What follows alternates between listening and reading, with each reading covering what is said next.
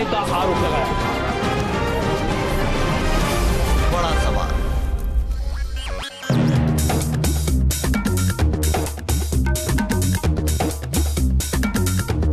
आप देख रहे हैं बड़ा सवाल। नमस्कार, मैं हूं अजय कुमार। आज हम एक बार फिर उपस्थित हैं आपके सामने उस मसले को लेकर जिसे महिलाओं के बुनियादी हक से जोड़कर देखा जा रहा है पूरे हिंदुस्तान में। सबरीमला मंदिर में प्रवेश को लेकर सुप्रीम कोर्ट का निर्देश स्पष्ट है, आदेश साफ है, लेकिन क्या सबरीमला में महिलाओं को नहीं मिलेगा बुनियादी हक? यह है आज का हमारा बड़ा सवाल, और वो इसलिए कि केंद्र में हां और राज्य में ना। किसको छल रही है भारतीय जनता पार्टी? क्या महिला अधिकार पर भाषण देने वाली पार्टी आज चुप बैठी हुई है? सिर्फ भारतीय जनता पार्टी नहीं, आप कांग्रेस की बात कर लीजिए, आप अन्य पार्टियों की भी बात कर लीजिए, सभी चुपचाप बैठी हुई हैं, केंद्र में और राज्य में विरोध कर रही हैं सुप्रीम कोर्ट के फैसले का। क्या 2019 के चुनावों की बलि चढ़ जाएगा महिला अधिकार? यह सवाल इसलिए महत्वपूर्ण है क्योंकि आज ये जो दोहरा मापदंड आप देख रहे हैं, ये दोहरा मापदंड आपको हर जगह दिखाई देगा। चाहे आप केंद्रीय मंत्री मेनका गांधी की बात करें, बीजेपी के नेता सुब्रमण्यम स्वामी की बात करें। 28 तारीख को जब सुप्रीम कोर्ट का जजमेंट सामने आया था तो हर किसी ने इसका स्वागत किया था, लेकिन आज भारतीय जनता पार्टी की केरला इकाई प्रबल तरीके से इसका विरोध कर रही है और 10 अक्टूबर से लेकर आज तक लगातार ये बुलंद आवाज में बातें सामने आ रही है।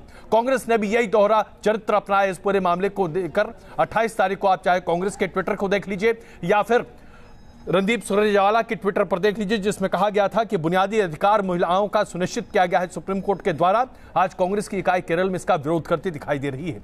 आखिरकार यह दोहरा चरित्र क्यों? राजनीतिक दल इस बहस से कन्नी काट रहे हैं। न तो कांग्रेस का कोई प्रवक्ता इस बहस में शामिल होने को तैयार है, न भारतीय जनता पार्टी का कोई भी राजनीतिक दल आज इस पर स्पष्टता से अपनी बात नहीं रख रहा है। यह है हमारे राजनीतिक दलों का आचरण जो हम आपके सामने रख रहे हैं। तो आइए इस पर बहस शुरू करते हैं। हमारे साथ कविता श्रीवास्तव जी हैं, पंडित अजय गौतम जी हैं, इंदिरा तिवारी जी हैं, यतीमा चेतनानंद सरस्वती जी हैं, आचार्य विक्रमादित्य जी हैं। आप सबका स्वागत है और कुछ ही देर में रेखा अग्रवाल जी वरिष्ठ वकील भी हमारे साथ जुड़ेंगी। सबसे पहला सवाल कविता जी मैं आपके सामने रखूं। आज तमाम राजनीतिक दल इस विषय से कन्नी काट रहे हैं, सिर्फ इसलिए क्योंकि केंद्र में सुप्रीम कोर्ट की मुखालिफत वो करना नहीं चाहते और राज्य में सुप्रीम कोर्ट के फैसले के साथ जाना नहीं चाहते। केरल में सिर्फ वोट की राजनीति के लिए महिला के अधिकारों का हनन हो रहा है। कैसा है ये भारतीय राजनीतिक का चेहरा? देखिए, ये बिल्कुल निंदनीय है जिस तरीके से केरला में चाहे आरएसएस हो, चाहे अन्य संगठन हो, शिवसेना हो, जिन्होंने ऐलान कर दिया और अभी रैली भी निकाल रहे हैं कि हम सुप्रीम कोर्ट के ऑर्डर को खुल्लम खुल्ला तोड़ेंगे और हम घुसने नहीं देंगे औरतों को। ये इतनी निंदनीय है। और ये जो विडंबना है वो ये कि जो बीजेपी के राष्ट्रीय अध्यक्ष हैं वो इसके बारे में, या आरएसएस के जो मुखिया हैं वो इसके बारे में क्यों नहीं बोल रहे हैं कि हम लॉ अबाइडिंग एक ऑर्गेनाइजेशन है, हम सुप्रीम कोर्ट के निर्णय को बिल्कुल हम इसको लागू करवाएंगे। ये बहुत ही शर्मनाक बात है। और लेकिन ये लोग कितना भी कर लें, मुझे नहीं लगता सुप्रीम कोर्ट पीछे हटेगी।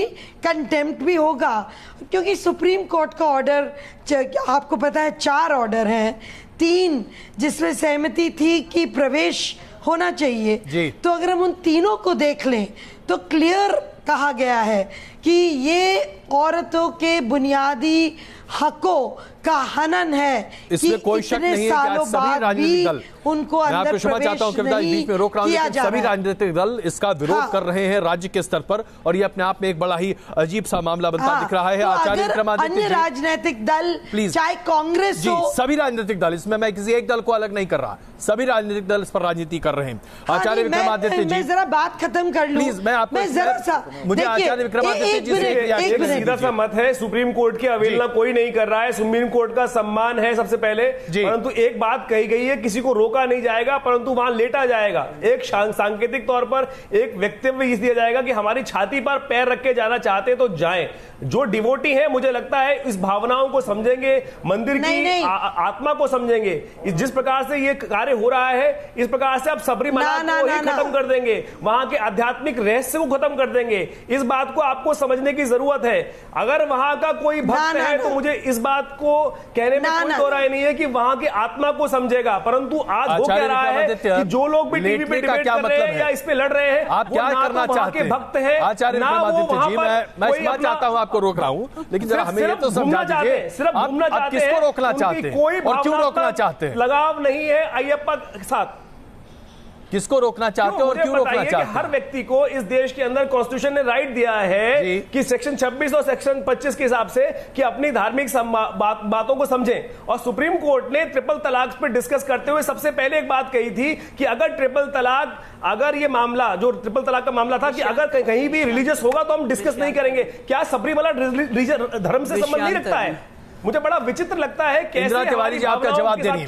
एक मिनट, ये सुप्रीम कोर्ट ने बहुत डिटेल में इसको आर्ग्यू किया है। अगर आपको आर्ग्यूमेंट करना है तो इसके हर एक पैनलिस्ट हट जाए, सिर्फ आप ही बोल लीजिए। जी Indira ji, there should be a turn, there should be a moderation and respect to each and everybody.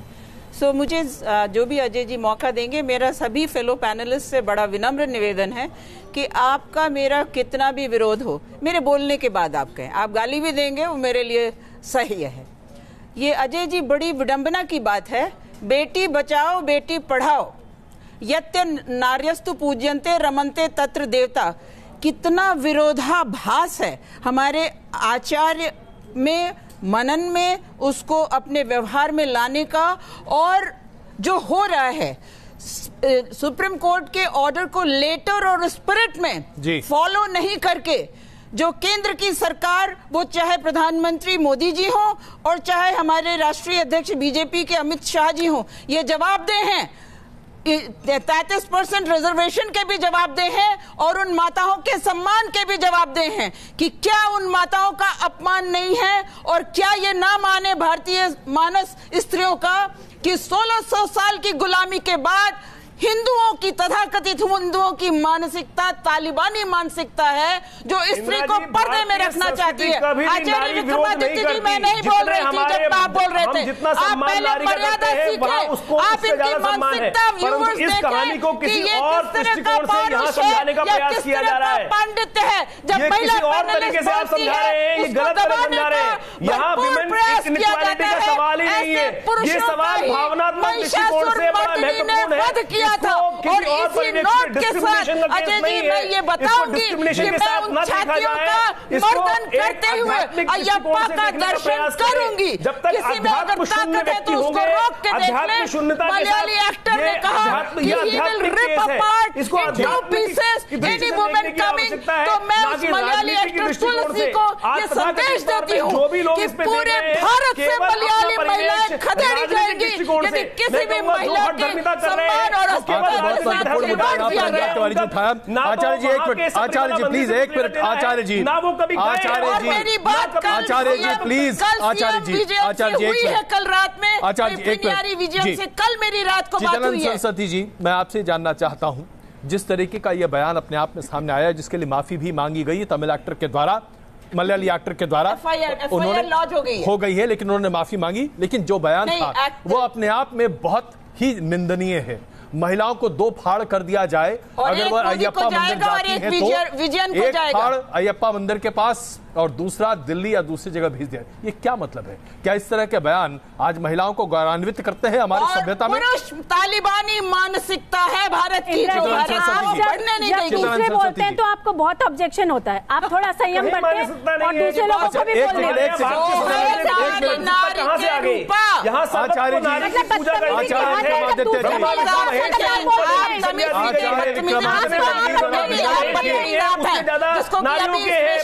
Acharya ji please, दूसरे यहाँ बोलने आते हैं, मतलब दूसरे भी अपना पक्ष रखने आते हैं। सरस्वती जी प्लीज अपनी बात रखिए प्लीज, और मैं आग्रह कर रहा हूं आप सबसे व्यक्तिगत टिप्पणियां न हो तो बहुत बेहतर है। बहुत धन्यवाद। जो दूसरा पैनलिस्ट बोले उसके बीच में नहीं बोलना चाहिए ना। आइए मुद्दे पर आइए, प्लीज मुद्दे पर आइए।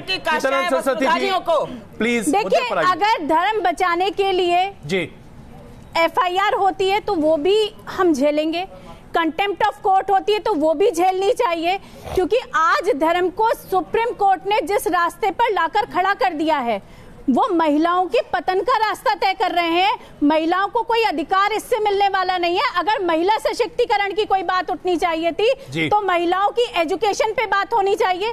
महिलाओं के सशस्त्र, हम तो कह रहे हैं कि सैन्य प्रशिक्षण अनिवार्य कर दीजिए हर बच्ची के लिए, लेकिन ये सब आप करेंगे नहीं। आप वो सब काम करेंगे जिससे कि डिवीजन हो, जिससे कि महिलाएं हिंदू सत्य सनातन वैदिक संस्कृति की मानने वाली महिलाएं। कविता जी इसका जवाब दीजिए। महिलाओं का सशक्तिकरण नहीं हो रहा है बल्कि राजनीति हो रही है, कम से कम ये चित्तरंजन सरस्वती जी कह रही हैं। गंभीर प्रश्न कविता जी कार्य होने चाहिए थे, लेकिन सिर्फ छिछालेदर की जा रही है महिलाओं की। अजय जी चुप करवा दीजिए, फिर मैं बोलती हूँ। बिल्कुल, सब चुप ही हैं, बोलिए प्लीज कविता जी। हाँ देखिए, मुझे लगता है कि इस बात की समझ होनी चाहिए कि प्रवेश इसलिए रोका जा रहा था लंबे कुछ समय से कि एक औरत की जो माहवारी है उससे जो पूरा वो इलाका अपवित्र हो जाता है। आप गलत बोल रही हैं, गलत ये कहीं नहीं है, ये आपने पढ़ाई नहीं है इस बारे में, गलत बोल रही हैं आप, 12 से 52। इसका तथ्यात्मक दृष्टिकोण से ना तो इनको पता है, गलत बोल रही हैं, इसका कोई रेफरेंस नहीं है, इसको ना तो वहाँ की कथा। अजय जी इनको चुप कराइए, नहीं समझे तो आप गलत बात इनको चुप कराइए, मैं अपनी बात रखूंगी। आचार्य जी जरा बात तो सुनिए, बात सुनकर जवाब दीजिए। गलत बात कर रहे हैं आप, अपनी बात रखने दीजिए। अजय जी गलत बात कर रही है, जनाब आप उसका जवाब दीजिएगा। अभी अजय गौतम जी का भी टर्न है जी, प्लीज कविता जी।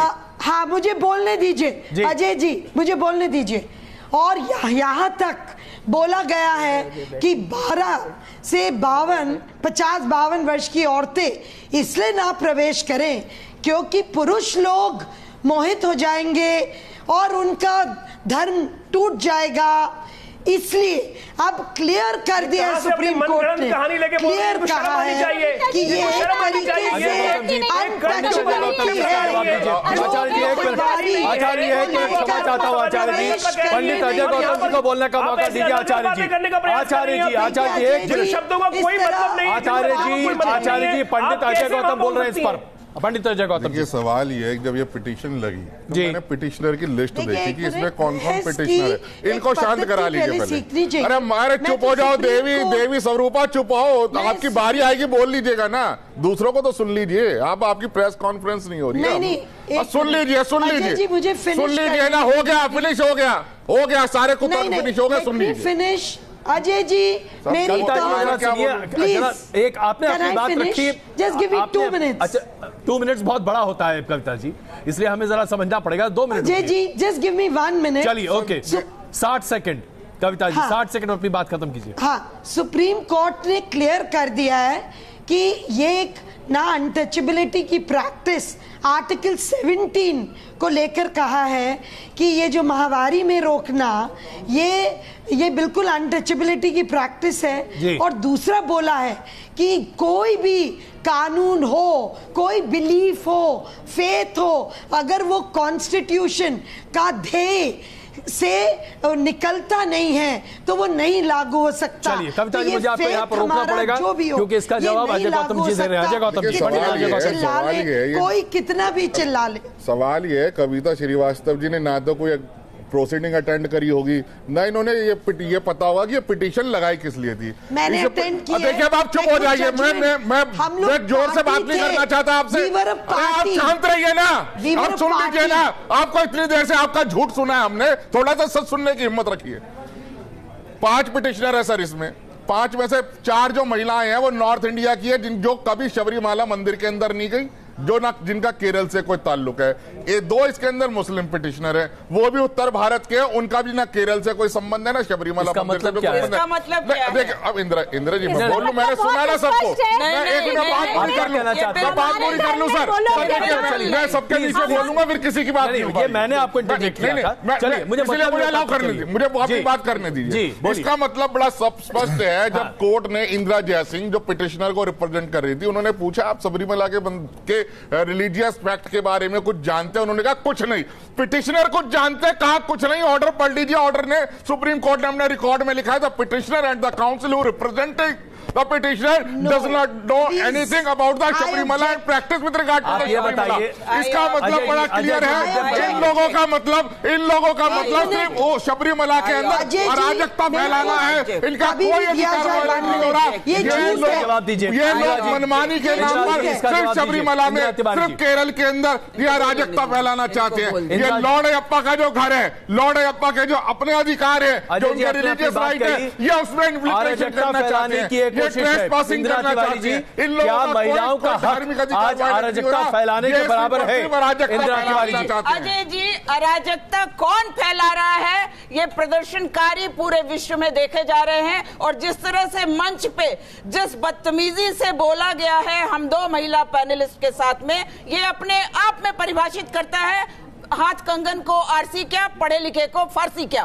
तो क्या मानसिकता है इस पुरुष दंभ और अहंकार की? भारत क्यों इतना पिछड़ा रह गया? और दोगली राजनीति भारतीय राजनीतिज्ञों की कि इनका ना आस्था है ना धर्म है। इनका सारा जो आस्था और धर्म है वो सिर्फ वोट है। यहां पर बोलेंगे बेटी बचाओ बेटी पढ़ाओ, वहां पर बोलेंगे सबरीमाला में तुम उत्पात करो, वहां पर तुलसी को बोलेंगे कि तुम महिलाओं को धमकी दो कि हम 2 चिरे में फाड़ देंगे। तो मैं उन केरल के ऐसे गुंडे तालिबानी आतंकवादियों को यह संदेश देती हूं कि यदि ऐसी हरकत उन्होंने की तो भारत के कोने कोने से महिला जो जितनी मलयाली हैं उनको खदेड़ के मैं चुन के तालिबानी मानसिकता है जिसे आज केरल में और ये आपराधिक मानसिकता है, माता का अपमान है। वहां किसी ने हिंसा करने की बात नहीं कही है, स्त्री ने हिंसा करने की बात नहीं, शांतिक तरीके से ईश्वर को नकारने का। आप मुझे बताइए, आचार्य क्रमादित्य जी, जो महिलाएं विरोध कर रही है इंदिरा जी, आचार्य क्रमादित्य जी, नारी के रूपा उसका प्रतिनिधित्व बहुत महिलाएं करेंगी। ये हमेशा से होता है। आचार्य विक्रमादित्य जी इसका जवाब दीजिए। आचार्य विक्रमादित्य जी, जितना नारी को सम्मान भारतीय संस्कृति में दिया गया है उससे ज्यादा किसी और संस्कृति में नहीं दिया गया। भाषण में भाषण में नहीं, चरित्रार्थ में दिया गया है, चरित्रार्थ में दिया गया है। केवल आप जैसी केवल 18 साल तक नहीं चलता।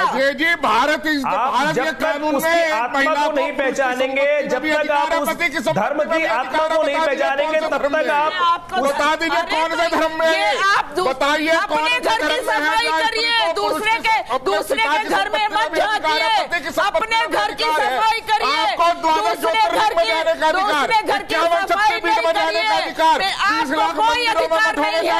ये सत्ता जो आध्यात्मिक संस्था है, अराजक आप है, जो आप लोग कर रहे हो ये कहा जाता है धार्मिक आतंकवाद। ये धार्मिक आतंकवाद है, इसे धार्मिक आतंकवाद कहते हैं, इसे धार्मिक आतंकवाद कहते हैं जहां महिलाएं अपने अधिकारों का दुरुपयोग करके देवता के अधिकारों के घुसपैठ इंदिरा जी, अपने अधिकारों का दुरुपयोग करके देवता के अधिकारों में घुसपैठ कर रही हो। ये धार्मिक आतंकवाद है, इंदिरा जी, ये धार्मिक आतंकवाद है। प्लीज टाइम आउट, एक मिनट। ये किसी भी नहीं होगा। एक सुप्रीम कोर्ट के अध्यक्ष पंडित अजय गौतम, ये मान्य नहीं होगा। पंडित अजय गौतम, आपने अभी कहा कि ये महिलाओं की अराजकता है, इनका धार्मिक आतंकवाद है, ये देवता के अधिकारों में। मेरा सवाल सुनिए एक मिनट प्लीज।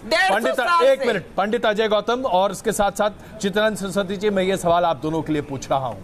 क्या आज आप लोग ये साबित कर रहे हैं और ये मान रहे हैं कि हमारे देश में महिला आतंक फैला रही हैं? महिला जब अधिकार की बात करती है तो वो आतंक फैलाती हैं। सबसे पहले से अधिकार से वंचित है। रेलवे से लेकर मेट्रो से लेकर पंचायत चुनाव तक रिजर्वेशन है इनके पास में, सब्सिडी इनके पास में, बता दीजिए स्कॉलरशिप महिला होने की पेंशन, लेकिन आप महिलाओं की धर्म की भावना को समझना नहीं चाहते। तकलीफ हो रही है, आप चाहते हैं कि धर्म की भावना को महिला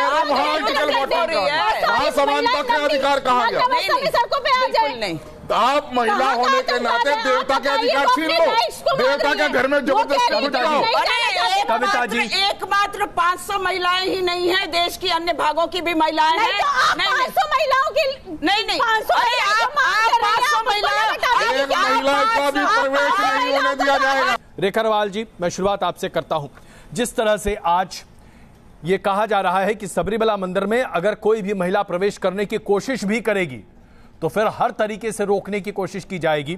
हमारे दो पैनलिस्ट हैं जो सीधे कह रहे हैं, चुनौती देते हैं कि कोई मंदिर में घुसकर दिखाए। रेखा जी, अगर यह स्थिति रही तो क्या होगा?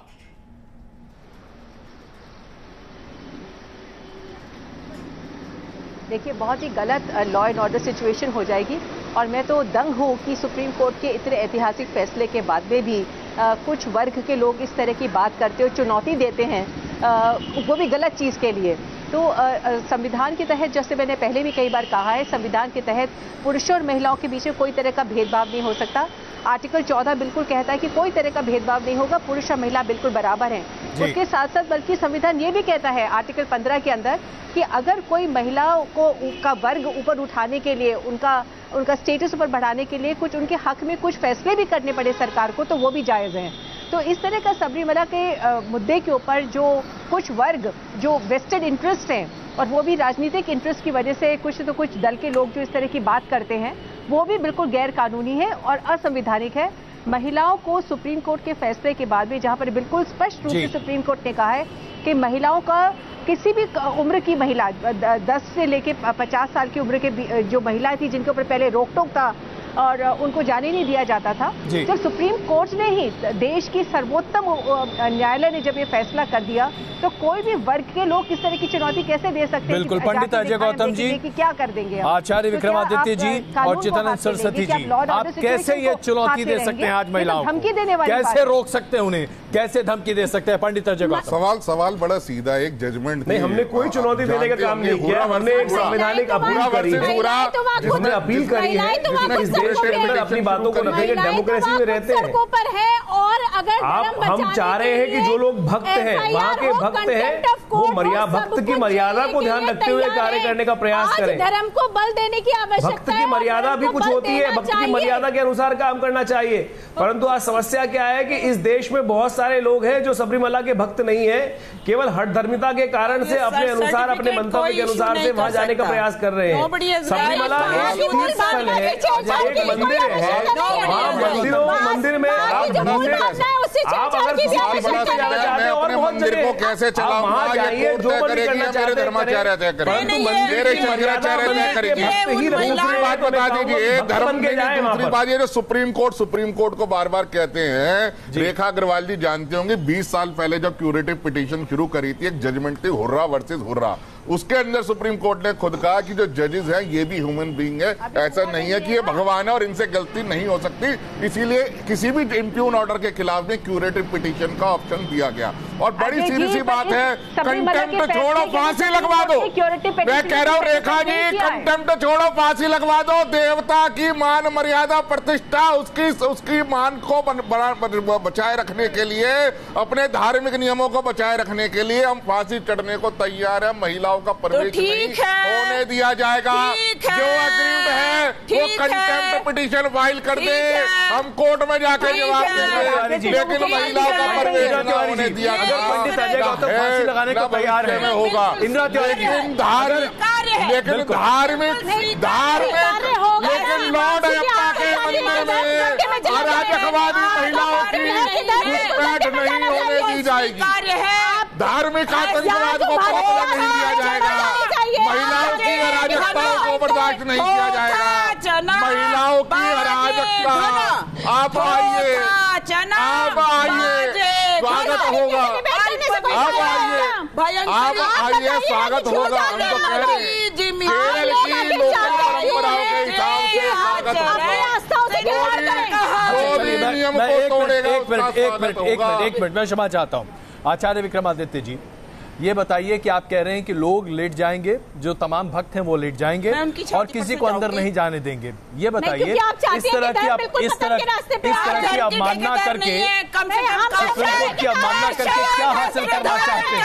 आचार्य विक्रमादित्य जी, देखिए, सत्याग्रह हर जगह संवैधानिक अधिकार है एक व्यक्ति का, इस देश में रहने वाले हर व्यक्ति का अधिकार है कि वो सत्याग्रह कर सकता है। हम एक सत्य आग्रह कर रहे हैं, उस सत्य आग्रह को सामने वाला माने या न माने वो उसके ऊपर है। एक बात कही गई है कि जो भक्त है वहां जा सकती है, क्योंकि छाती पे अगर मानवता को आप ऊपर मानवता के ऊपर जाके करना चाहते हैं तो आप जाए, बिल्कुल आपको कोई अधिकार नहीं है। अगर आप मानवीय दृष्टिकोण से हटकर बात करना चाह रहे हैं, वहाँ के लोग आज सभी का स्वागत है देवी, सत्याग्रह करना तो अलाउड है इस देश में, महिलाओं का स्वागत है। वो श्रीवास्तव की वो तो सीनियर सिटीजन है, उन्हें कोई नहीं रोकेगा।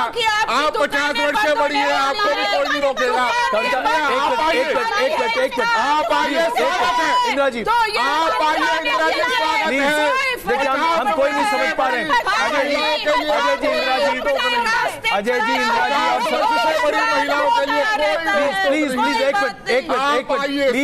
एक मिनट मैं सर इतना व्यक्तिगत टिप्पणियां जो भी है मैं उससे माफी चाहता हूँ। आप सब प्लीज एक दूसरे के बारे में। श्रीवास्तव जी आए, इंदिरा जी आए, किसने रोका है? अच्छा किसने रोका है?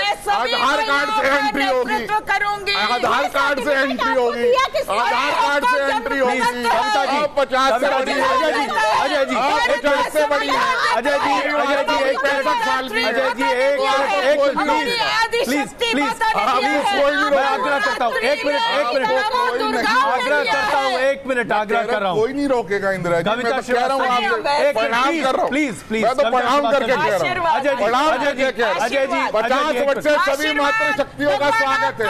आप आए, श्रीवास्तव जी आए जो सीनियर सिटीजन है, हम तो सबका स्वागत करेंगे। इंदिरा जी और अजय जी 50 तक की रेवोल्यूशन, प्लीज मुद्दे पर आते हैं, प्लीज मुद्दे पर आते हैं। 50 वर्ष तक की महिलाओं का प्रवेश नहीं, मुझे लगता है प्लीज आप सब वरिष्ठ पैनलिस्ट हैं, मुझे इस तरह से आपकी बात नहीं। प्लीज इंदिरा जी प्लीज एक मिनट, थोड़ी सांस जरूरी है। सर तो मैं दो बातें कहना चाहता हूँ। कविता जी आइए, श्रीवास्तव जी का प्रवेश हो सकता है, सीनियर आपने अपनी बात कह ली अजय जी, 50 से बड़ी है, अजय जी आपने अपनी बात कह ली। अच्छा प्लीज आइए मुद्दे पर आते हैं प्लीज। कविता श्रीवास्तव जी मुझे ये बता दीजिए। तो मैं दो बातें कहना चाहती हूँ प्लीज बोलिए। सिटीजन, हाँ, जो आपने अभी सवाल पूछा, मैं उसी से बोल रही हूँ। एक minute please. Number one ji number one, हम लोग इंटरवेंशनिस्ट थे on behalf of happy to bleed campaign, जिसकी लॉयर इंदिरा जयसिंह थी, वो पिटिशनर्स की नहीं थी। ये सिर्फ क्लैरिफिकेशन के लिए मैं बताना चाहती हूँ। नंबर 2, मुझे लगता है कि ये भीड़ तंत्र से ये देश नहीं चल सकता। किसी की फेथ और बिलीफ, जैसे सती की फेथ और इंदिरा जी प्लीज एक minute Indira ji please ji Kavita ji rapist का साथ देता है। एक मिनट जी कविता जी, आप कह रहे हैं कि भीड़ तंत्र से हमारा देश नहीं चलेगा। देखिए राजस्थान में 1987 में रूप कंवर सती हुई थी और वो 26 सती राजस्थान की थी।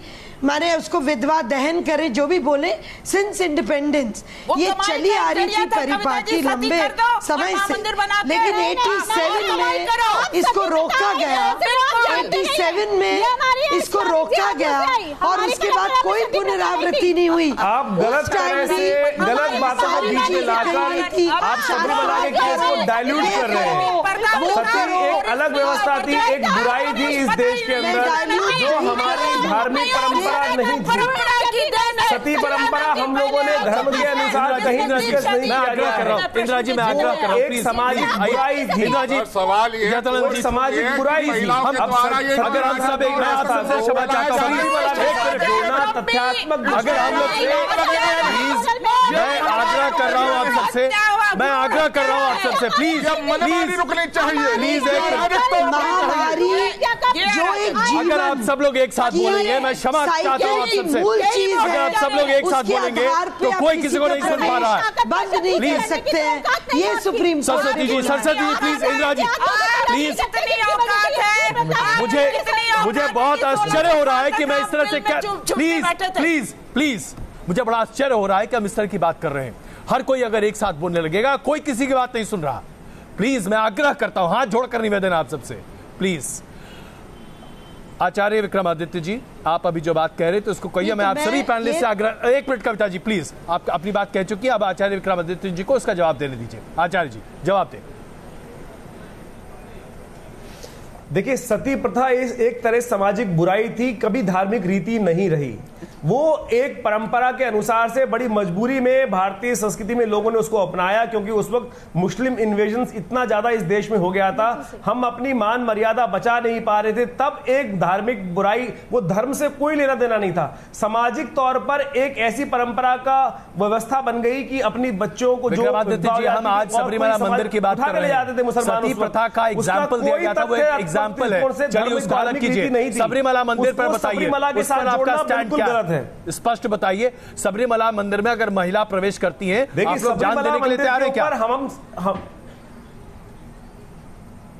नहीं, हम सत्याग्रह करने को तो इस देश में कभी मना नहीं है ना। सत्याग्रह कर रहे हैं लोग, सत्याग्रह करने को तैयार है, शांतिक तौर पे अपने विरोध का प्रदर्शन कर रहे हैं। अगर लोगों को लगता है, नारियों को लगता है जो यहाँ डिवोटी नहीं है और केवल मुझे जरा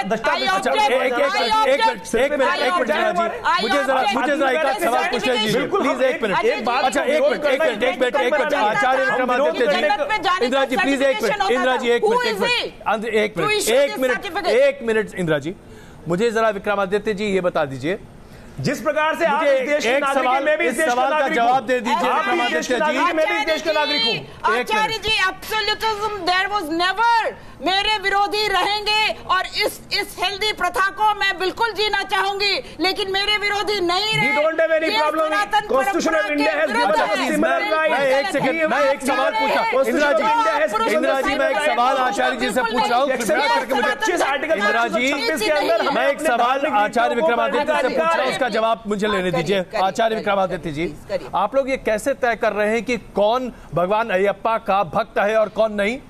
अगर कोई व्यक्ति उत्तर भारत में रहता है तो आपने कैसे उस पर यह मोहर लगा दी कि भाई तुम, एक सेकंड मेरा सवाल सुनिए, पहले सवाल सुनिए, धीरज से मेरा सवाल सुनिए, धीरज से मेरा सवाल सुनिए। पहले आप कौन होते हैं ये मोहर लगाने वाले कि भगवान अयप्पा का भक्त कौन है और कौन नहीं? अगर कोई उत्तर भारत का रहने वाला है तो क्या उसके माथे पर लिखा है कि वो भगवान अयप्पा का भक्त नहीं है? किसने कह दिया? बिल्कुल नहीं लिखा, बिल्कुल नहीं लिखा। जो भगवान अयप्पा के उद्देश्यों को, उनकी आज्ञाओं का पालन नहीं कर रहा है, वो उनका भक्त कैसे हो सकता है? अच्छा चलिए, मैं इसे यही सवाल आपसे फिर पूछता हूं। भगवान अयप्पा ने, एक सेकंड मुझे एक सेकंड दीजिए, 800 साल पहले सबरीमला का यह मंदिर बना, 800 साल पहले भगवान अयप्पा ने कहीं लिख कर दिया था, लिख कर दिया कहीं पर, कहा कि नहीं मेरे मंदिर में कोई भी महिला जो 10 साल से 50 साल की है वो नहीं आएगी? वहाँ लोकाचार है सर, वहाँ की परंपराएं हैं, रिटर्न है। अगर आपको कथा नहीं मालूम है तो मैं बता देता हूँ आपको। अगर आपको कथा नहीं मालूम है तो मुझे आधा मिनट दे, मैं कथा आपके समक्ष रख देता हूँ। लोकाचार मैं समक्ष रख रहा हूँ आपके, अगर मैं आप तथ्य रखने का समय तो दे मुझे। लोकाचार मल्लिकापुरा वहाँ, मल्लिकापुरा थम भी वहाँ उपस्थित हुई थी अयप्पा के समक्ष, और उन्होंने अनुरोध किया था कि मैं आपसे विवाह करना चाहती हूं। उन्होंने कहा कि मैं 10 साल से लेकर 50 साल की कन्या का दर्शन नहीं करूंगा आज के बाद से। तब ये कथा है, अगर इस कथाएं नहीं तो कथा है चलती आई है, तभी तो कथा है, ये तथ्य है, कथा के माध्यम से तथ्य है, कथा के श्रुति श्रवण के माध्यम से कथा ही तथ्य है। पंडित अजय गौतम, श्रुति श्रवण के माध्यम से कथा ही तथ्य है। अगर आप उसको नहीं समझ सकते हैं तो फिर आप तोड़ दीजिए मंदिरों को। हमें इस बात को समझना पड़ेगा, ये परंपरा है। परंपरा को क्या हम आज बुनियाद मान लेंगे कि भगवान ने ऐसा कहा था? परंपरा ही धर्म बनती है सर। जब हम सप्तपदी कराते हैं, सुनिए सर, सुनिए, हिंदू मैरिज एक्ट का सेक्शन 6 देख लीजिए, 7 देख लीजिए, 9 देख लीजिए, वो कहता है कि धर्म के लक्षण है, तब परफॉर्म करी जाएगी। धर्म के लक्षण लोकल ट्रेडिशन, कानून मान्यता देता है लोकल ट्रेडिशन को। कानून मानने की लोकल ट्रेडिशन की मान्यता है, ईदों पे सप्तपदी और एनी लोकल ट्रेडिशन। आप कैसे कह सकते हैं लोकल ट्रेडिशन को माना नहीं जाएगा? हमारे उत्तर भारत के अंदर सर ढककर शादी होती है, दक्षिण भारत में सर उखाड़ कर शादी होती है। 20 बोल में बोली बदले 30 मिनट में जात। अच्छा चलिए पंडित अजय गौतम जी, आपने अपनी बात रखी। रेखा अग्रवाल जी, इस आतंकवाद, रेखा अग्रवाल जी, एक मिनट पंडित अजय गौतम जी, एक मिनट। इंदिरा जी प्लीज एक एक कर बात करेंगे तो हम सब समझ पाएंगे कौन क्या कह रहा है। रेखा अग्रवाल जी, मुझे समझाइए, क्या कानूनन किसी परंपरा को हम कानूनन सही या गलत मान सकते हैं? क्या परंपरा के आधार पर निर्धारण होगा कि महिलाओं को कहां प्रवेश मिलेगा और कहां नहीं? रेखा अग्रवाल जी। देखिए, सुप्रीम कोर्ट को कोई भी परंपरा का अगर कोई भी व्यक्ति या कोई भी जो दल है या कोई भी रिलीजियस ऑर्गेनाइजेशन सुप्रीम कोर्ट के सामने परंपरा की बात करती है कि जो परंपरा ये कहती है, सुप्रीम कोर्ट के पास ये अधिकार है कि उस परंपरा को भी संविधान की कसौटी के ऊपर आजमा के देखे कि ये जो परंपरा जो है, जिसको आप लोग परंपरा कह के कि गलत काम को कंटिन्यू करना चाहते हैं, क्या वो सो कॉल्ड परंपरा जो है संविधान की कसौटी के ऊपर खरी उतरती है कि नहीं उतरती? तो ये जो बहस जितनी भी बाकी लोग जो दलील दे रहे हैं कि अब इतने सालों की परंपरा चलती आ रही है कि 10 से लेकर 50 साल की महिलाएं सबरीमला के मंदिर में नहीं जा सकती, परंपरा की जो बात कर रहे हैं, सुप्रीम कोर्ट ने सारी दलीलों को आजमा लिया है, सारी बातों को सुन लिया है और उसके बाद में ये ऐतिहासिक फैसला दिया था कि ये सो कॉल्ड दलील जो है आपकी, ये बिल्कुल भी असंवैधानिक है, गैर कानूनी है, तर्कहीन है और इन सारी बातों को अपील में जाएंगे ना, अपील जाना मना तो नहीं है। और जब तक इस फैसले के ऊपर अपील में जाना मना थोड़ी है, आदेश नहीं हो जाता, क्या ये फुल एंड फाइनल डिसीजन माना जाएगा? क्यों नहीं? हम अपील में जाएंगे। कानून यही है कि महिलाओं को अधिकार है सबरीमला मंदिर में जाने का। जब तक नहीं जाती, जब तक फैसला नहीं हो जाता, जब तक फैसला नहीं हो जाता, सुप्रीम कोर्ट का फैसला माना जाएगा। जब तक सुप्रीम कोर्ट का फैसला स्टे नहीं हो जाता, बेहतर होगा। हमारे दर्शक हिंदू ज्यादा बेहतर समझते हैं। मैं इसका जवाब मैं आ रहा हूँ आचार्य जी। आचार्य जी जरूर इसमें रिव्यू का एक गुंजाइश है। ऑर्डर नहीं हो जाता, जब तक स्थगन नहीं हो जाता। जी बिल्कुल, जब तक स्टे नहीं है तब तक ये कानून तो हम है। कहां ऐसे में हम अगर वहां शांति सत्याग्रह नहीं कर सकते? मुझे ये बताइए कि जब तक, अब कानून तो यही है, कानून का विरोध करना अपने आप में देश के साथ विरोध करने के बराबर है। जब तक कि आप उसका विरोध, किस तरीके से आप इसको जायज ठहराएंगे? देखिए, धर्म का जो विरोध है वो ज्यादा बड़ा है, क्योंकि कानून का विरोध तो एक सीमा तक है, कंटेम्प्ट हो, FIR हो, वो हम कोर्ट में देख लेंगे, लेकिन धर्म अगर पतन के रास्ते पर गया तो फिर यहाँ हिंदू धर्म सरवाइव नहीं करेगा। और जो दुर्गति हम 1300 वर्षों से, या बहुत सारी प्रथाओं की अभी चर्चा हुई, आप ये कह रही कि हिंदू धर्म आज खतरे में है? हाँ, हिंदू धर्म खतरे में है। जिस तरीके से सुप्रीम कोर्ट सारी आस्थाओं को दरकिनारे कर रहते हुए भी नहीं, हाँ बीजेपी के रहते हुए भी, बीजेपी हिंदू धर्म के ठेकेदार नहीं है। अगर कोई डिसीजन आचार्य विक्रमादित्य जी, क्या आपको भी लगता है कि आज हिंदू धर्म खतरे में है क्योंकि महिलाएं अपना अधिकार मांग रही हैं? नहीं, महिलाएं अधिकार नहीं मांग रही हैं जी। आप केरल की आत्मा को समझ नहीं रहे हैं। चले कि धर्म को खतरे में डालने वाली कोई बात ऐसी नहीं है। ये जनमानस का विरोध है, इस विरोध को हमें आगे ले जाने की जरूरत है। आप उस आत्मा को समझ नहीं रहे। में रीअपील फाइल जो फाइल करेंगे, मुझे लगता है अपील फाइल हो चुकी है, अपील फाइल हो चुकी है। आचार्य जी, अब मुझे एक आखिरी आपसे सवाल पूछना है। सिर्फ ये बता दीजिए, आपने कहा कि लोगों को लोग वहां लेट जाएंगे, उनकी छातियों पर पैर रखकर महिलाएं चली जाएं तो चली जाएं, यानी कि हर तरह से आप रोकने की कोशिश करेंगे उन महिलाओं को जो प्रवेश करना चाहती हैं। और अब शुरू ही होने वाला है, एक बार फिर से वो पूरी प्रक्रिया शुरू होगी जहां महिलाओं को प्रवेश मिलेगा। तो यानी कि हर संभव कोशिश होगी महिलाओं के प्रवेश को रोकने की। क्या मैं सही समझ रहा हूं आचार्य जी? जी बिल्कुल, आप सही समझ रहे हैं। प्रयास किया जाएगा भगवान की कृपा से। ऐसे हम कोशिश करेंगे कि लोगों को सद्बुद्धि आए, सद्बुद्धि देने का प्रयास करेंगे, अपनी तरफ से यही समझाने का प्रयास करेंगे कि भक्त बने।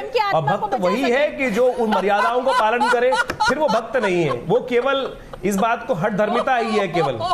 माँ जगदम्बा का नाम लेते यहाँ पर बैठे हुए मैं देख रहा हूँ किस प्रकार से हठधर्मिता चल रही है, किस प्रकार से व्यंग्यात्मक तौर पे इस प्रकार से धर्म की बातों को व्यंग्यात्मक तौर पे बनाना इंदिरा जैसी बहुत गलत बात है। इंदिरा जी, मुझे लगता नहीं है कि आप हिंदू महासभा में रहने लायक हैं।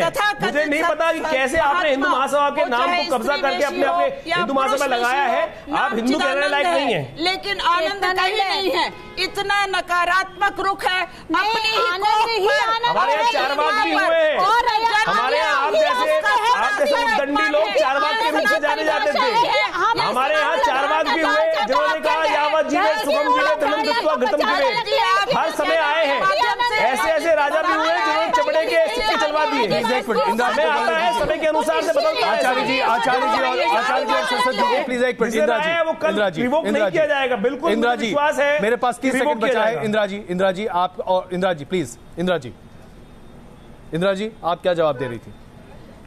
सनातन धर्म की ये खूबी रही है कि यहाँ पर ही लिंग भेद नहीं रहा, आध्यात्म अपनी चरम पराकाष्ठा पे था। और जो ये अभी लिंग भेद दिख रहा है, ये तालिबानी मानसिकता है, राष्ट्रद्रोही मानसिकता है, सनातन विरोधी मानसिकता है, जिसको सनातन धर्म कतई कहीं से भी मान्यता नहीं प्रदान करता। आप उस परंपरा से हट जाइए। हमारे यहाँ विभिन्न परंपराएं रही है, चारवाक अलग अलग फिलोसफीज रही है, अलग अलग फिलोसफी को पालन करने का अधिकार है। मुझे इस बहस को यही खत्म करना पड़ेगा, हमारा वक्त खत्म हो चुका है। लेकिन इसमें कोई शक नहीं है कि अब कहीं जब तक कि सुप्रीम कोर्ट का ऑर्डर मान्य है तब तक महिलाओं के प्रवेश पर रोक नहीं है। हाँ, अगर विरोध होगा तो ये अपने आप में दुर्भाग्यपूर्ण ही होगा, ये कहा जा सकता है। बड़ा सवाल में आज के लिए इतना ही। लगातार दिखते रहिए न्यूज़ नेशन। पुणे का आरोप लगाया